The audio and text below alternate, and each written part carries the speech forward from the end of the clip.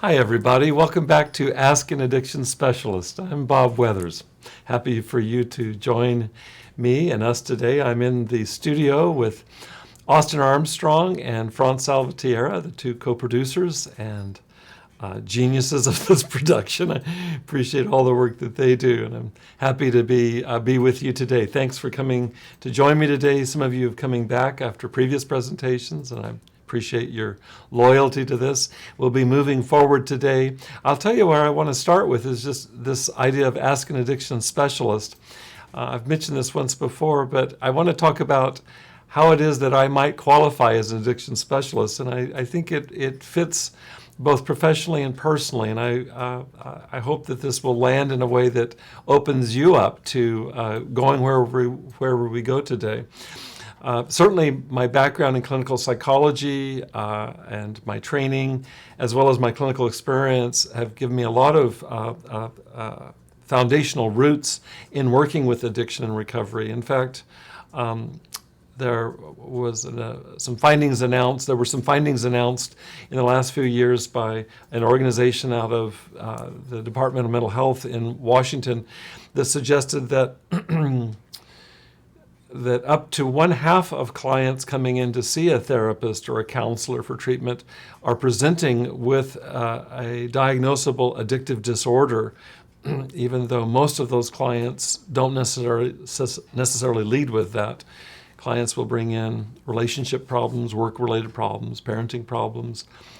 There's so much stigma societally as well as within families to acknowledge being addicted. And so I've worked with a lot of clients that did not present with addiction in the front yard, so to speak, but it came out later in the conversations, actually became a center point of the therapy. So in that way, I have a lot of years, a lot of hours of experience working with addiction clinically. I have the unusual history statistically of having become addicted to substance in midlife, and so it's another way of being a specialist. It's not one that I'm particularly proud of, but it certainly gives me another orientation in addition to book smarts, let's say, is that I have firsthand exposure to addiction, to alcohol and other drugs in my own life, and I bring that, what I've learned from that in my own recovery, I bring that knowledge to you all as well today. In some ways, I feel like that's the more important knowledge, is the firsthand knowledge that I've learned kind of down in the depths. And there's another way of thinking of this too, is that if you're a living, breathing human being on planet Earth, and some people would say, particularly in contemporary U.S. society, that addiction is something that you are well aware of and that we've all dealt with maybe all of our lives.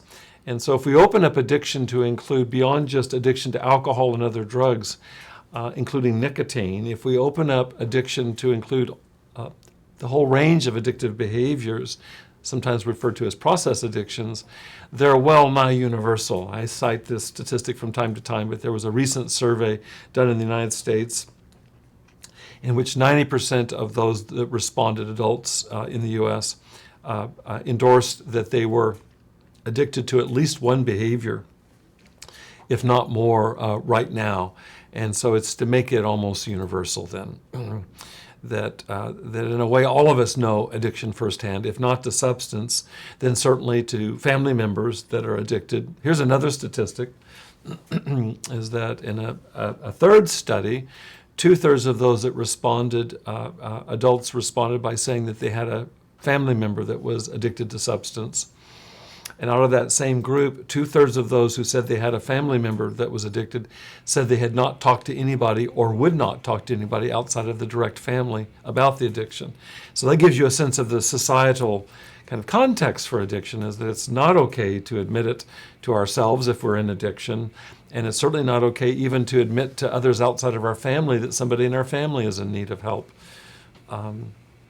Turns out that in substance addiction, roughly 10% of the population at any given time is clinically addicted to alcohol and other drugs.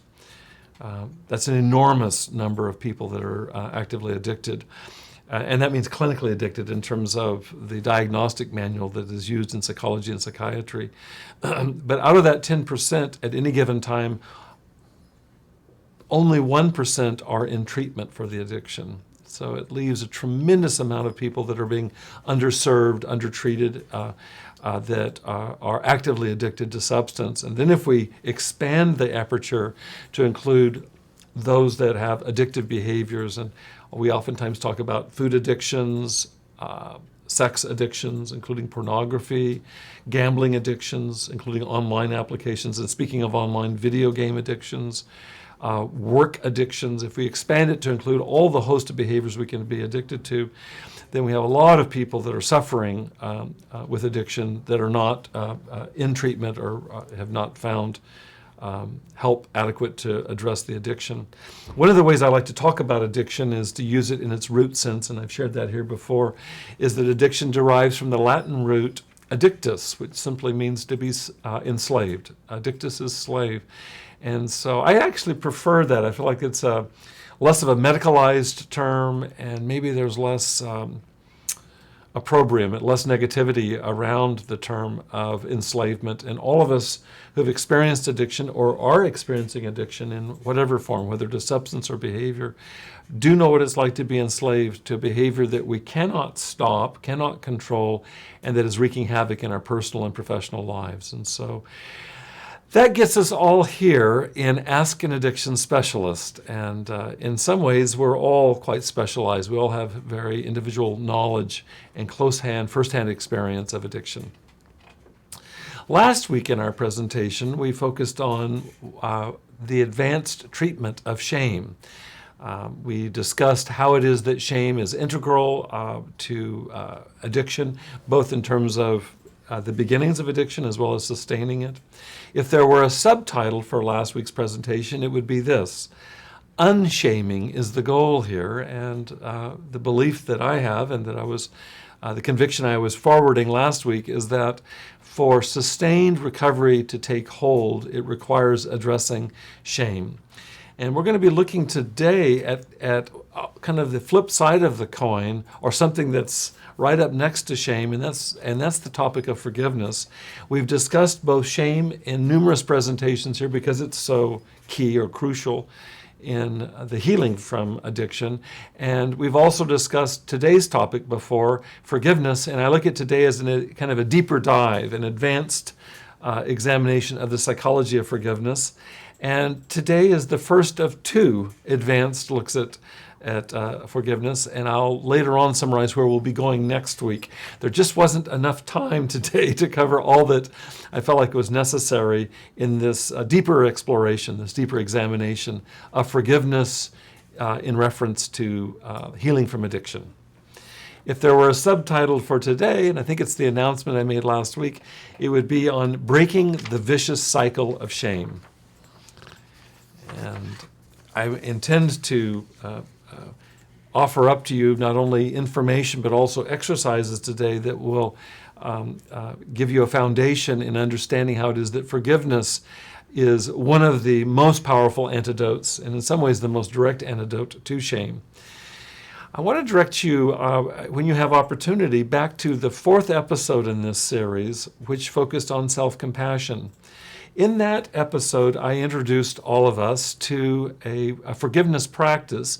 It was an in-depth meditation that rather than talking about forgiveness, I felt like it was important for us just to experience it firsthand, both in terms of forgiving others and also, ideally, in terms of forgiving ourselves as a means to self-compassion, and self-compassion as the opposite or the antidote to shame. I want to continue to push this forward today, and again, share with you through a series of findings as well as exercises how it is that self-compassion and forgiveness are absolutely essential to successful, sustained recovery. I'd like to kick this off today by sharing a quote with you by the Christian theologian C.S. Lewis. Lewis said this: "Everyone says forgiveness is a lovely idea until they have something to forgive. I think he wrote that slightly with tongue in cheek. And I certainly read it that way. Not that forgiveness isn't deadly serious. It is, especially when we're talking about recovery from addiction, but also to acknowledge that it's a great idea. But what exactly does forgiveness look like when it's fleshed out in the smithy of one's soul and the smithy of one's life? So I want to ask you to do something starting right off today. I want to ask for you to identify an interaction, maybe a recent interaction, that's left you feeling resentful, where you might benefit from today's practice in forgiveness. And so I think it will help to ground where we go today, and I'll be referring back to our personal examples that we've chosen individually.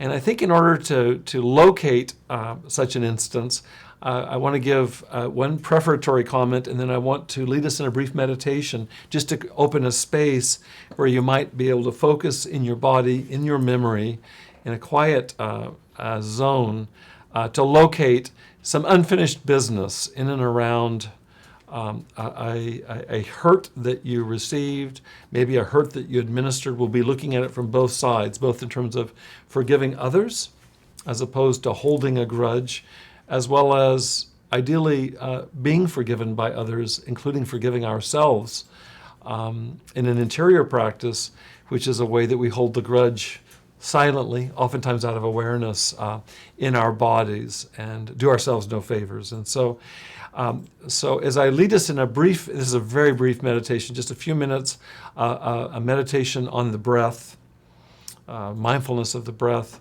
I'm going to be asking you in the back of your mind to see what bubbles up in terms of a situation, a circumstance with an individual that you'd like to work with today. I won't be asking you to share this with me, although I do invite your comments and questions as we move through this. For sure, you won't be asked to disclose what you're sharing. And if you have a piece of notepaper in front of you, it could be handy to write down this situation real briefly. So I'll lead us in a meditation, give you a moment to write down what it is you'd like to work on today, and then we'll examine this over the course of the remainder of our time together. I mentioned that I was going to suggest one caveat. It's this. I'd ask you to select something that feels manageable. There's no reason to dive into the deep end today. Some of us have hurts that have been done us or harms that we have exacted at somebody else's expense that are just too big, too mountainous to really handle in this kind of situation. Here we are online. We're together, but we're online. And that there may need to be more time spent and actually more adequate containment to manage some of these deeper resentments. So I'd like you to select something that bugs you, but that doesn't swamp you. Okay. So with that in mind, join me in 2 or 3 minutes of mindfulness of the breath. I'll lead us in the instructions. And as you're following the breath instructions, also be noticing, inviting in the possibility of pinpointing an interaction that you'd like to work with today, one where resentment might be replaced, ideally, by forgiveness. Okay. I'll close my eyes. You're welcome to do the same. Take in a deep breath.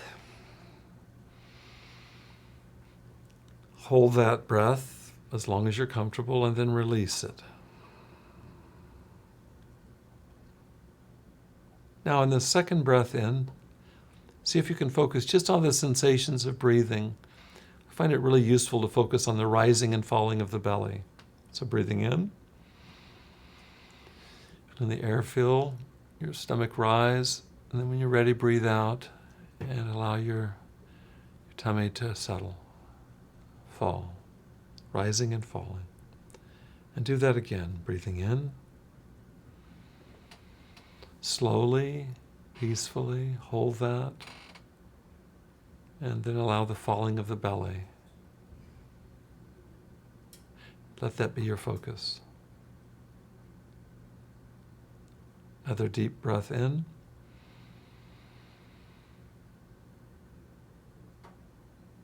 And now the out breath.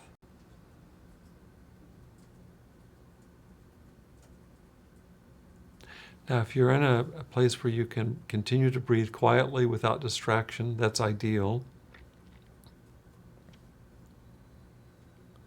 I'm going to ask for us to breathe 3 or 4 more complete breath cycles in and out.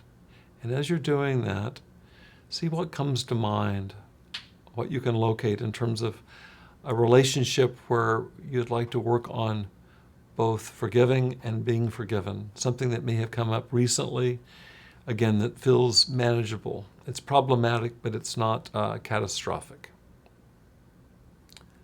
So breathing in, breathing out, and see what comes up that you might want to work on today.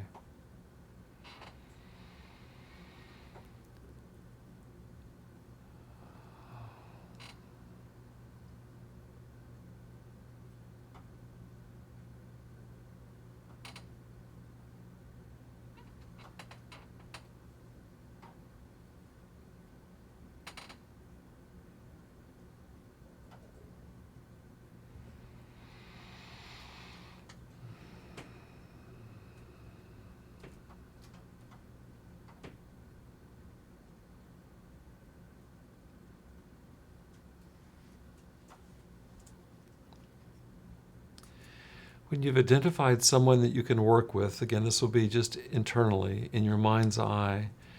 If you have a piece of paper there, write their name down. I'll be asking you to do some journaling a little bit later today, but this is a start to get down the individual and if possible, the specific interaction that has stuck in your craw.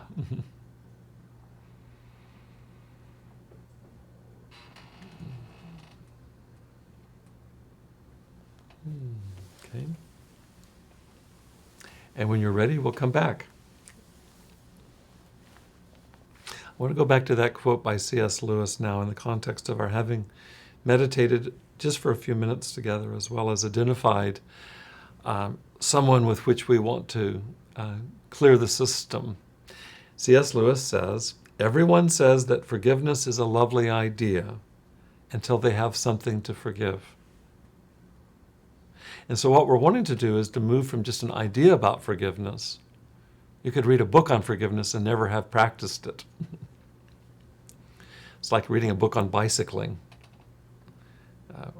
Wanting to encourage actually getting on the bike. And so that's my intention today, which is part of what makes this a more advanced analysis. I'd like to share with you a few findings from experts in the area of forgiveness, and then draw us towards an exercise where we will apply the principles we've gathered to the individual and the interaction that you've just identified. The first expert is one of the primary writers in psychology on forgiveness over the last several decades. His name is Everett Worthington. Last I checked, Everett Worthington was at Virginia Commonwealth University. He's written 25 books on forgiveness, just to give you an idea what I mean by expertise, and written hundreds of articles, research articles on forgiveness. So he's certainly at the very top of the heap in terms of expertise. I had a chance to hear Dr. Worthington present years ago at a local conference. I was deeply moved not only by his obvious expertise, but by the story he told, and I want to share that story with you briefly. Dr. Worthington had an aged mother who lived locally. I believe she lived in Tennessee. He shared this openly with a large group, so I feel like I can share it with you as well. And in the years prior to my meeting him in the context of this conference, this presentation, someone had broken into his mother's apartment and brutally murdered her. And this was years and years after Dr. Worthington had developed expertise in addressing forgiveness. And here he was with this horrific experience. It's unimaginable. And he shared with us, with tears flowing, the process that he went through of applying, once again, book learning and research studies to his own experience. And I wouldn't recommend this for anybody who hasn't done the amount of work that Dr. Worthington had done. But they found the individual that killed his mother. This individual went to prison, And if memory serves, Dr. Worthington actually went to visit this individual in prison sometime later and shared with us the experience of being able to find forgiveness for this individual's heinous act of killing his own mother. I talk about stamping in the personal and the professional into one experience. That entire lecture has been unforgettable to me all these years, and I want to share with you some nuggets from that, as well as readings I've done of Everett Worthington since then. For example, Everett makes a distinction between what he calls decisional forgiveness and emotional forgiveness. Now, decisional forgiveness hews closely to what I shared with you from C.S. Lewis, where it sounds like forgiveness is a good idea. I can decide to forgive somebody. That is, I'm not going to exact revenge on that person, though I want to. And I can decide not to do that. And that really, that has its own nobility. It also has its own inherent limitations.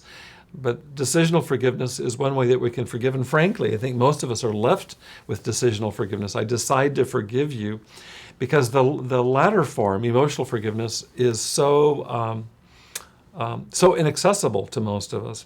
I want to make it more accessible today to our viewing audience. Now, why this is pertinent? Why would emotional forgiveness be so important? In other words, I can forgive somebody. I can decide not to avenge whatever wrong that they've perpetrated against me or against a loved one. But that won't do away with the emotional feelings, including the resentment that follows. Why is this so important in the context of recovery from addiction? Well, for any of you that have been involved in any form with the 12-step support groups, such as Alcoholics Anonymous, Narcotics Anonymous, Al-Anon, you'll know right away that one of the key triggers for relapse that is identified in the 12-step movement is resentment. And so then that begs the question, if resentment is one of the key triggers to my relapse or to the relapse of a loved one, what the Sam Hill do I do about that? And to go back to Worthington's distinction, decisional forgiveness won't be nearly adequate because it does not clear out resentment. It will decide not to harm somebody in retaliation, and that's not a bad thing, but it doesn't go deeply enough to surgically address the resentment that can be a cancer that continues in one's psyche and in the context of addiction at great peril to one's recovery. So let's talk about resentments for just a second. Let's talk about two different directions that resentment may go. When I have resentments or hold resentments for others, we can talk about that, for shorthand's sake, we can talk about that as blame. Is that I carry resentment towards you, I blame you, and in fact can't let go of that grudge. The other direction of resentment is towards myself. And it's not a way that we typically think of resentments, but it's worth looking at, and we certainly explored this deeply last week, which is that when I turn that blame towards myself, when I hold that resentment within towards my very being, then that really is the definition of shame. And so what we're addressing here with resentments is both blame towards the outer world of relationships, people that we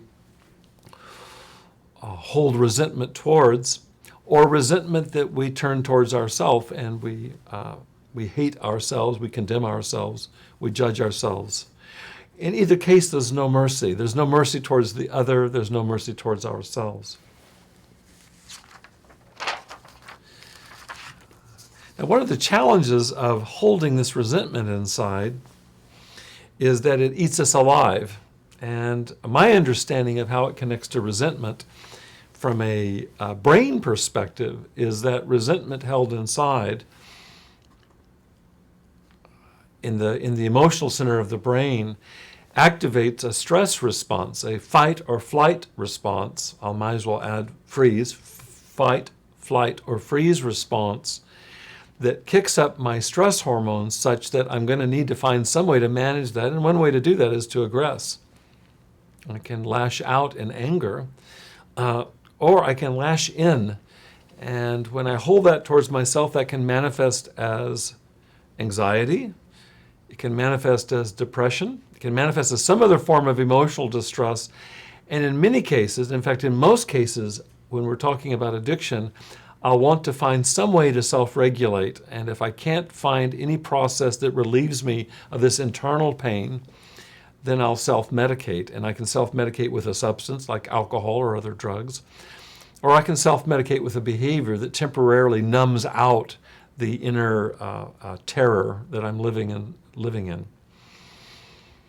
And so it's worth our looking at this, because if we understand that resentment is the seedbed of relapse, it's one of the key triggers for relapse, and we understand even some about the biology of it, and that it really doesn't matter whether it's pointing outward or inward, it does us no favors. In fact, I had one supervisor, Bonnie Badenoch, who talked about it this way, is that the seat of anger, one of the organs of anger in the middle of our brains, is referred to as the amygdala.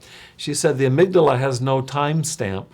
And what she meant by that is that when I'm activated, for example, with a resentment, when anger is activated for me, it doesn't matter. The anger could have the offense could have transpired 30 years ago, but in this moment right now, when I'm holding this resentment, this boiling anger inside, it's here and now, right now. That's the idea of no timestamp.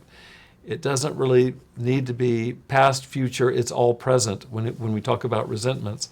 And so I hope you can begin to see how key it is that we find some effective means or sets of strategies with which we might address this resentment, which basically kills us.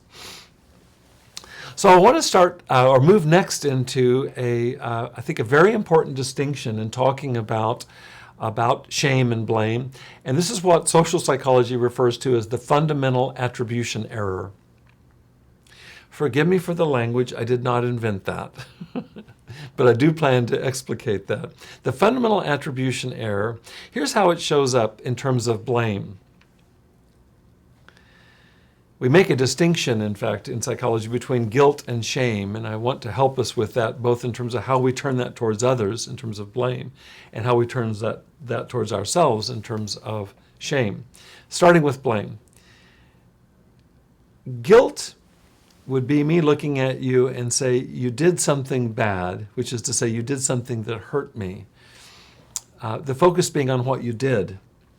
And the problem with this, and this is where the fundamental attribution error comes in, is rather than attributing it to a circumstance where you did something, I attribute it to you as a stable personality, character, disposition, and I attribute it to something fundamentally flawed in you, which drops us to the second image of shame, which is, it's not that you did something bad, it's that you are something bad. You are something bad. And I purposefully selected the word something rather than someone here. And let me tell you what I was thinking. If I jump ahead a couple of slides, there's a Jewish theologian, Martin Buber, who made a distinction between two different ways of our interacting with one another. One is what he called the I-thou relationship, where I hold you as valuable in your deepest personality, as a soul worthwhile. He contrasts that, Buber contrasted that with an I-it relationship where I really treat you as an it. I objectify you. I don't acknowledge that you have your own subjective experience. It doesn't matter.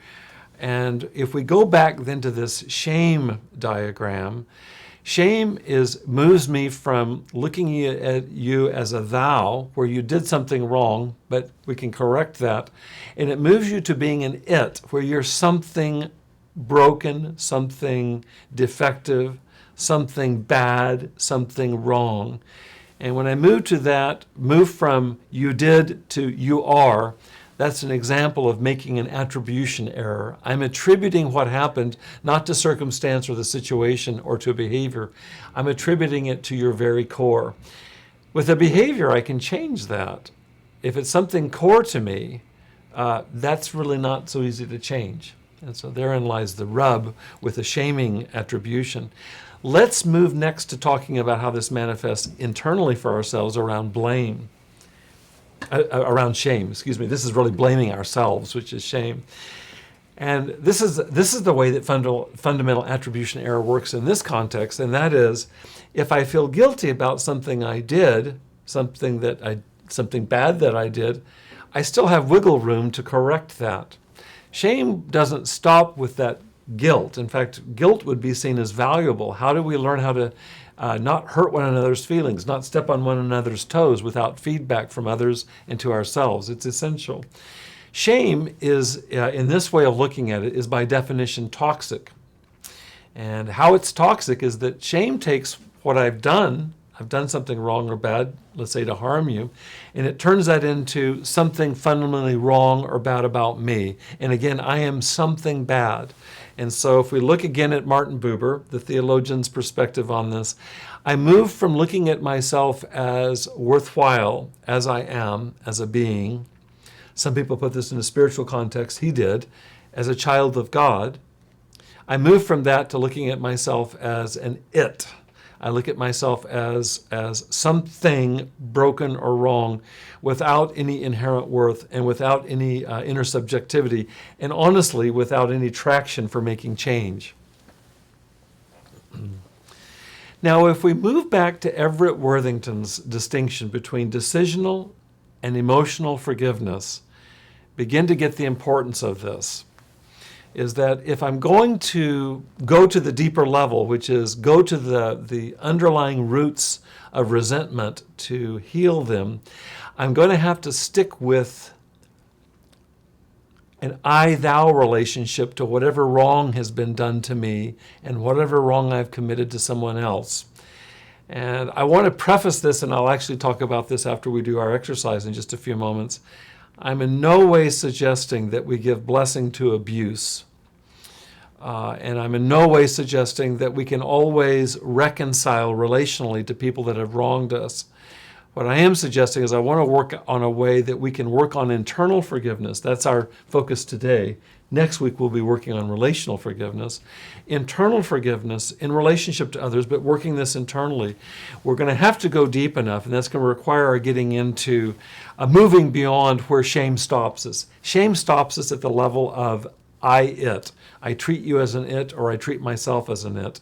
And so to move beyond decisional forgiveness, I can treat you as an it, and I'm going to decide not to hurt you, not to retaliate. That would be decisional forgiveness. But that doesn't go far enough to spare us the after effects of burning resentment inside. And we've got to find some way to heal that. And the only way we can heal that is to go deeply enough.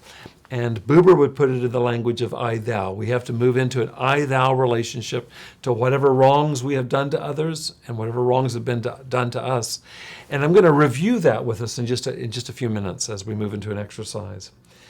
In fact, what we'll be doing in a few moments is we'll be reviewing in a different form the exercise that dominated episode 4. Our fourth episode on self-compassion featured forgiveness practice, which I referenced earlier. I want to refer you back to that episode if you didn't see it, because it's an in-depth exploration of a meditation that we're going to be looking at from a different angle today. We're actually going to be doing journaling rather than meditating with it, and we'll be doing a more condensed version of it. If you want the full-on version, I recommend you going to episode 4.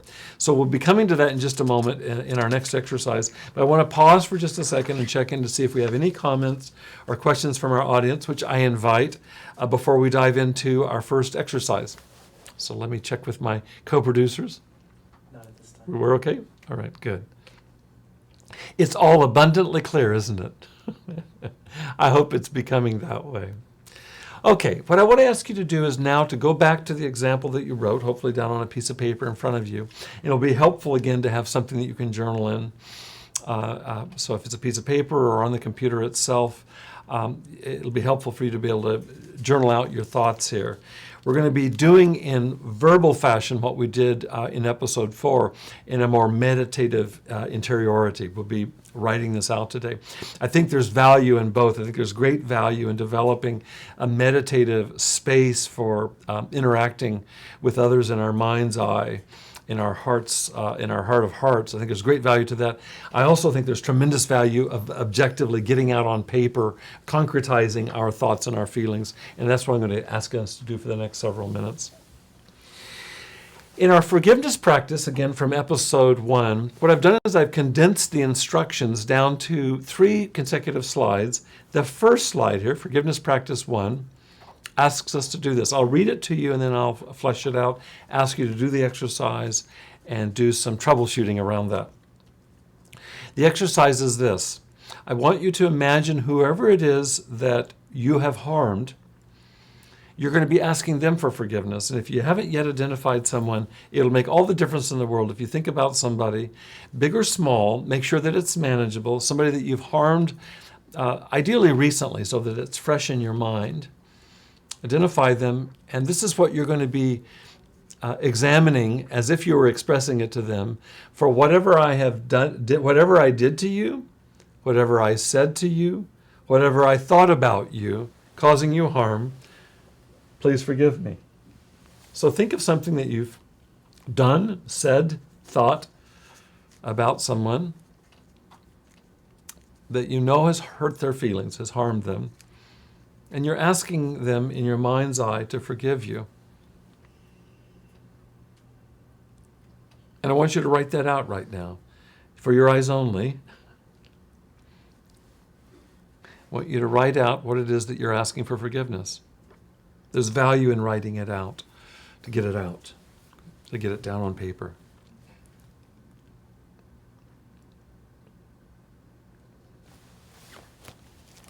Physician, heal thyself. I'm going to do it myself. Okay.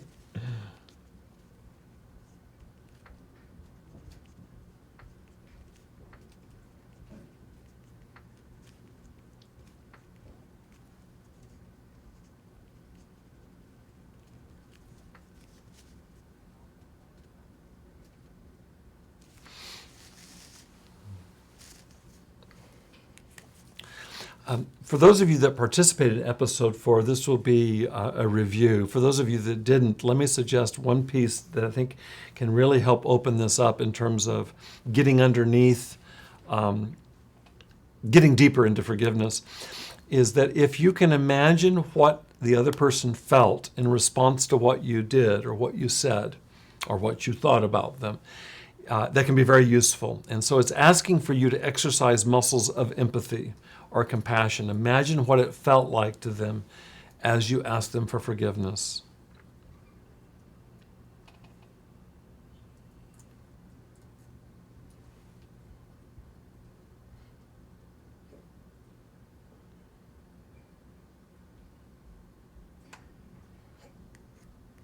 I think of this first component of forgiveness practice as almost tenderizing the psyche. It certainly has been my experience, having practiced this again and again over the years, is that if I can start from a position of empathy, when I can open myself up, I want to say to humility, to just acknowledging that I've done wrong, that I've harmed somebody, and what it felt like to them. There's a way that it feels like it kind of opens up my chest cavity, opens up my heart. And I'm hoping that you can find some use in that yourself.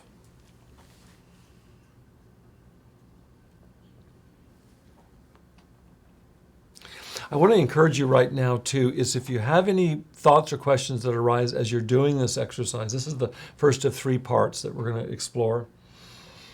I want you to be sure to write those questions to me if you feel comfortable. And I won't name anybody that writes in out of respect to, I think, the privacy, particularly of this exercise. And so if you have a question, if you've gotten stalled somewhere in the process, I want you to feel free to reach out to me and I'll respond right now. I'll ask Austin and Franz to let me know if any of you write in, okay? So for the first piece, we're asking for forgiveness. And we're asking that with a contrite heart, that is, a humble, open heart, is really providing compassion. For some of us, this may be easier than for others. I think there's great use in practicing this kind of humility on a regular basis. Especially if what we want is connection, especially if what we're leading towards is a healing of resentments, is to start by opening ourselves, opening our hearts.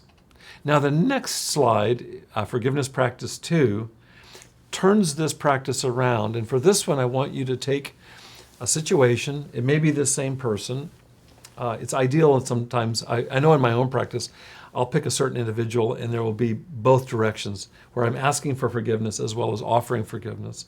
In this case, the second slide, these are the instructions.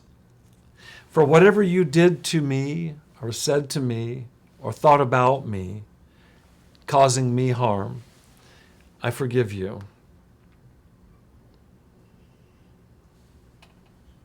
And so I want you to write this down, and then I'm going to unpack it in just a moment too.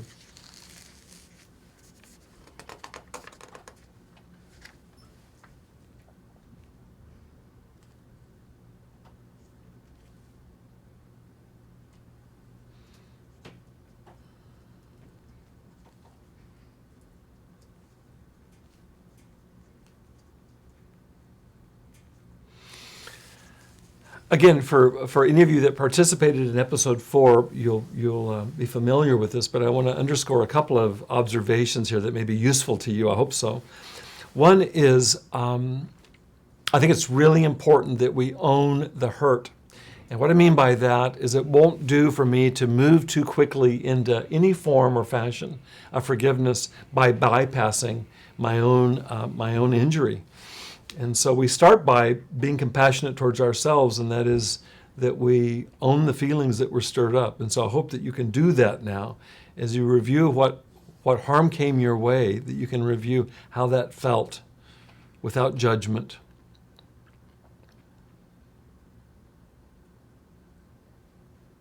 And once having done that, the next part is challenging, and you'll see why I asked you to pick something that feels workable, to begin with at least, is that I want to ask you to imagine why this person might have said something or done something, or even thought something about you that harmed you, why they could have done that. And what we're doing right now, you all, is we're asking for ourselves to move away from the impulse to turn this person into an it, and hold them as a thou, which is to say they had their subjectivity, they had their own reasons, doesn't give blessing to what they did to harm us, but that in this circumstance, under this situation, this is what they did to us. It's to, I think of this as empathy or compassion, and I'm not talking about going easy on the offense. I'm talking about more of an understanding of how they could have gotten to a place where they harmed us. What was that about for them?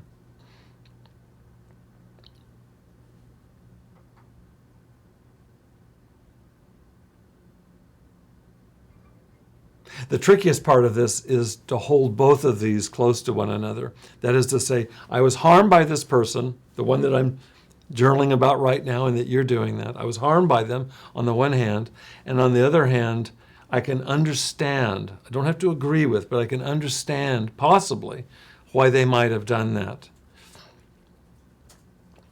What it's doing, it's allowing for their subjectivity. As misguided as it was, what we're trying to do is reclaim this person as a human being. Rather than holding them at arm's length and only resenting them, we're actually trying to introduce compassion into a situation where resentment wants to take hold. And it will if we don't combat it with, I think, deep effort at empathizing or offering compassion. Now, the third slide, the third exercise, is especially in talking about shame and self-compassion is the critical one. And here are the instructions for this one. For whatever I did to this person, for whatever I said to them, for whatever I thought about them, causing them harm, I forgive myself. So I want you to go back into the first situation that you wrote about on slide number 1, where you're asking them for forgiveness. I want you to go right back into that situation, and this time I want you to see if you can find forgiveness for yourself, and then write down a sentence expressing that.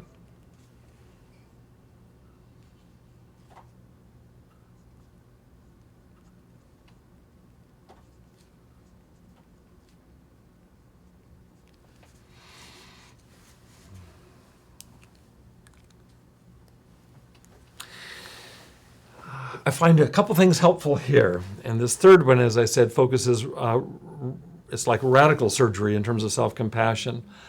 In this one, I'm being asked to acknowledge the harm I did to somebody, how it might have felt to them, and that I was the one that did that, and not turn myself into an it, into somebody defective, but that given this circumstance, owing to my own limitations, this is what I did. What were those limitations?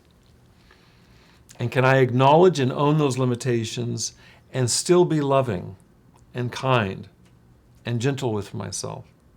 Which is not the same as excusing it, not the same as slipping away from responsibility. In fact, ironically, the only way I can be responsible to change my life is to be able to offer grace to myself for my imperfections, that I might work on them. If I judge myself, if I turn myself into an it shuts down the whole process. Shame paralyzes me. We want to be free of shame. We're wanting to free ourselves of shame and resentment, and we're working at a way of doing that via compassion and empathy. In this case, we're talking about being empathic towards myself. So to imagine what I did to this person, what I said to them, and what that felt like to them on the one hand, and on the other, to understand how that could have happened for me, not to excuse it, but to understand that. Inherent in that understanding is an openness to learning from this experience and not repeating it.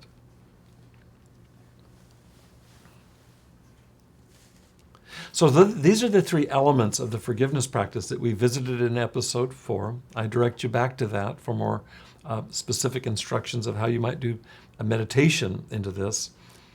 And I recommend doing that regularly. In fact, while I'm thinking of it, there's a new track of that meditation coming out in December. I'll be announcing it here. It'll be available online, and it's a track that's specifically about a forgiveness meditation that you can practice on your own. But before we wind up today, I just want to make a few final points to help inform what we've talked about, and this is in the spirit of deepening our conversation about forgiveness. One I've already implied. I mentioned Everett Worthington earlier, one of the world experts in the psychology of forgiveness, and Worthington makes a very clear distinction, and I told you about his own personal story earlier.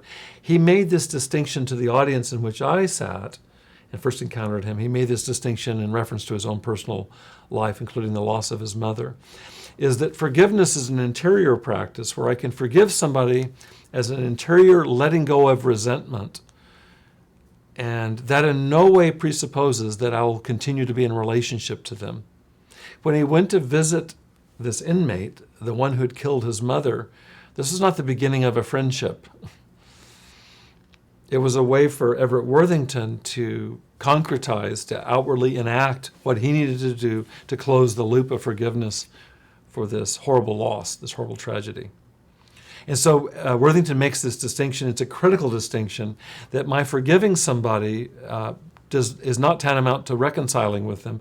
And you can think of any examples in your life where to reconcile with somebody would be to open yourself back up to abuse, let's say. Open yourself back up to hurt. And that would not be what we're talking about with forgiveness. Forgiveness is an inner work that I can do. And we've talked about ways of beginning to open up so that we can let go of our resentments. And we can make a decision whether we want to reconcile behaviorally with somebody or not. I mentioned it earlier, and I'll mention it at the very end today, but next week's presentation will be on when we can reconcile. What are the steps or stages that go into effectively reconciling in relationships? But what we're suggesting here today, right now, is that not everyone we forgive can we reconcile with, and I really want to establish that very clearly. A second point is in reference to something that I learned from the Jungian analyst, James Hillman. Hillman made a distinction between forgiveness where we forget and forgiveness where we remember. And in fact, he argued strongly in favor of the latter, that forgive and forget doesn't make any sense. Forgiveness does not equal forgetting. In fact, forgiveness, think about what we just did in the exercise. We're actually working hard at remembering what we did, what that felt like to the other, remembering what they did, what that felt like to us, and finding a different way, a deeper way of managing what it is that we remember. There's nothing implied in here about erasing, bypassing, or forgetting the harm done. It's actually about remembering it. I'm going to reference Sigmund Freud, the founder of modern psychoanalysis and such a cardinal figure in Western thought, who made this observation. He says that repression is non-selective.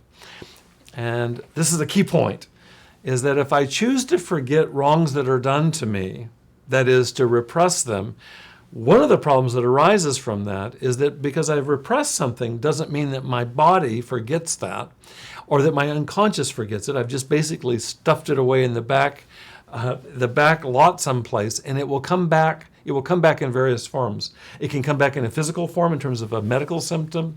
It can come back in terms of what Freud called displacement, where I've been hurt by somebody, I stuffed that away, I forgave and I forgot, and then I find myself lashing out at somebody completely innocent and not at all related to the initial offense. And so when he says repression is non-selective, if I choose to repress feelings of wrongs done to others or wrongs done to me, the problem is that I end up repressing other aspects of my life as well. So for example, I end up repressing love and compassion, end up repressing creativity and vitality. Our lives become smaller and smaller bandwidths owing to the fact that we're keeping so much at bay. It takes tremendous psychic energy to keep this stuff stuffed away in the basement. I want to finish today by offering you a definition of genuine forgiveness, and it's in two parts. Genuine forgiveness, that is the forgiveness that is a cure for resentment, and we've already established that resentment is one of the enemies of sustained and successful recovery from addiction, that genuine forgiveness is this. It's where I can remember the wrong done to me, the wrong done to somebody else by me. I can remember the wrong done to me without resentment. So we don't forget it, we remember it. We're able to remember it without resentment.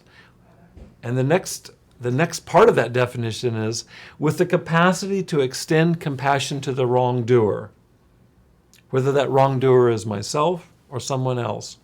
And whether I do that compassionate empathy, that work of empathy, whether I do that in an inner way, like what we just did in our journaling, or in episode 4 in the meditation, or in the outer world in terms of actually bringing this to somebody else, as Everett Worthington did to the assailant of his mother. He brought this for his own healing's sake. And as we'll talk about more next week, in cases where we need to reconcile and want to reconcile and believe that it's possible to reconcile relationships, it's to be able to add compassion to the mix. So if you can think about it, it's remembering without resentment and adding the crucial ingredient of compassion toward the others or compassion towards ourselves. And any forgiveness that deletes memory, any forgiveness that bypasses resentment, that would be decisional forgiveness, leaves us with half of forgiveness. And any forgiveness that does not include compassion, both towards ourselves and towards others, is short-sighted and won't serve us in the long term either. Well, I've been pointing towards it throughout this presentation, and that is next week we'll be looking at another view towards the advanced psychology of forgiveness. Specifically, we'll be looking at reconciliation in relationships where there's been wrongs done and we feel like that the healing can happen in the relationship. For example, in the program, the 12-step program, making amends oftentimes it involves reconciliation, bringing the wrongs that we've done to others and asking for forgiveness. And we'll be talking about how psychology informs that process. And also, I've always felt this in the 12-step program, my own work in it, is that making amends in the case of somebody who would only serve to further abuse or harm us, would be violating the very intent behind making amends. And so it means that it's an interior process, much like what we've done today. I don't negate making amends. Sometimes I can't do that in the outer because it would be further abuse to me. So I have to find an inner way of working with it, just like what we did today. And so next week's topics will include attachment theory from psychology, as that applies to addiction and recovery, and how attachment theory informs forgiveness, specifically reconciliation in our current relationships right now. So I hope that you'll come back for that session next week. I look forward to your comments, questions that you can send to me through this website. You can also send comments or questions to me to my own website at drbobweathers.com. You're welcome to write me there. I store our videos on my website. I know that you'll find access to archived videos here at Ask an Addiction Specialist, at Beginnings Treatment Center, at their archive. There are multiple ways of accessing our archived materials, and I invite your responding. You'll see it when you in the boxes below our presentation today, where you can write to me, and I know that Austin and Franz will forward your responses to me. You can also write to me directly through the website. It doesn't matter. It's all freely given. It's really meant as a service to you all. So thank you for today for the inner part of what we'll be looking at next week in terms of the outer part of forgiveness. And the one goal here is to reduce our vulnerability to relapse by addressing this cancerous form of resentment. And I'm hoping what we can talk about is a way that we can do this that actually is beyond just making a mental decision, or back to C.S. Lewis's comment earlier, it's not just a good idea, it's actually a practice that we can develop, that we can begin to see the fruit of it in our own lives. So I invite you back to part 2 of this series next week. Thank you for joining me today. It's been a pleasure sharing all of this with you. Look forward to seeing you next week. Take care for now.